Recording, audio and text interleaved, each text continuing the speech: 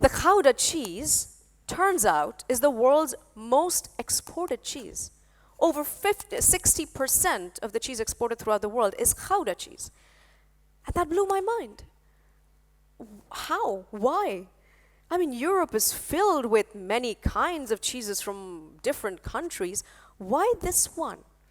What's the story? How did you make it so successful? And you know, if anyone's been to the Netherlands, Gouda is a tiny town. It's not like it's some huge business place. It's a tiny town. How did this one tiny town make their imprint on the global map?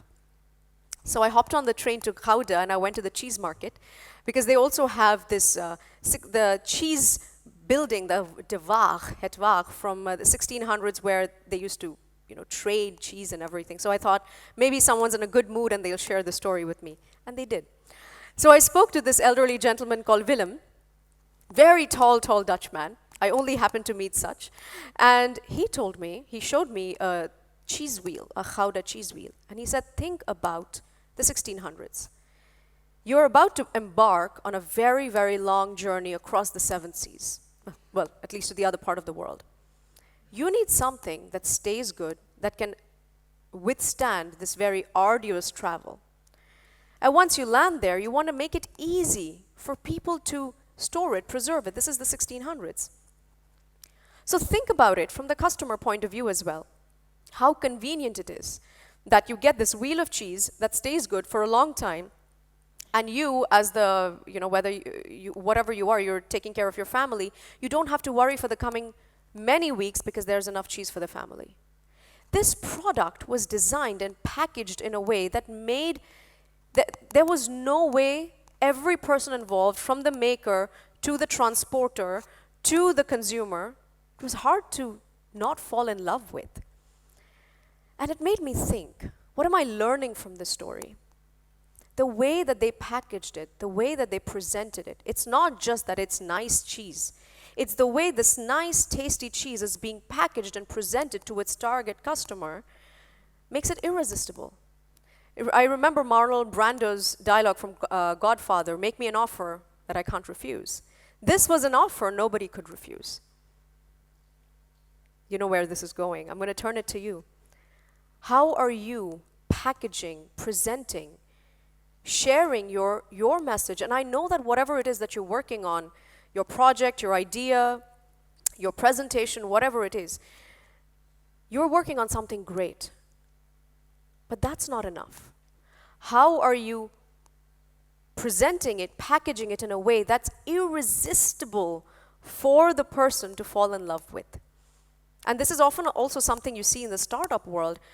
Even if the person, the startup team presenting their pitch on demo day, we call them demo days, investors don't always go for it. And the reason is because it's not been packaged right. So how are you going to make people fall in love with your idea? That's essential, the packaging. You are going to make a list, or I'm asking you to make a list of the things that you really want. Prepare for them. But then I want you to start asking for it.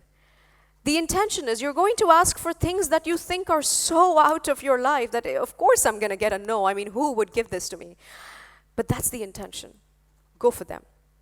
Here's what's going to happen.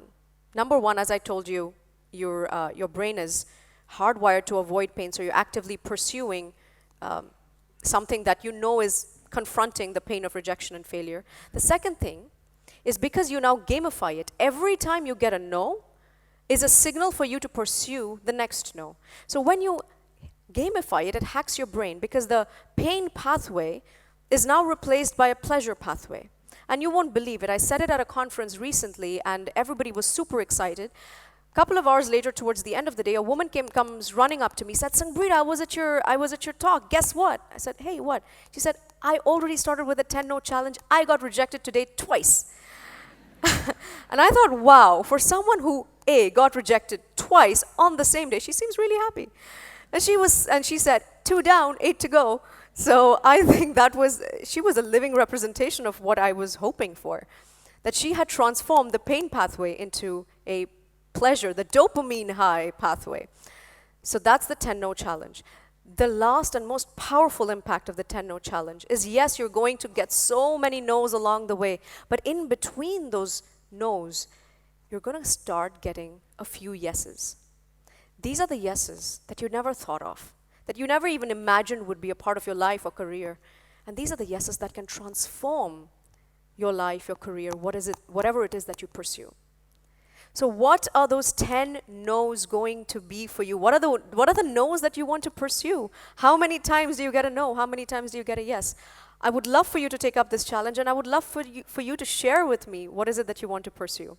Thank you.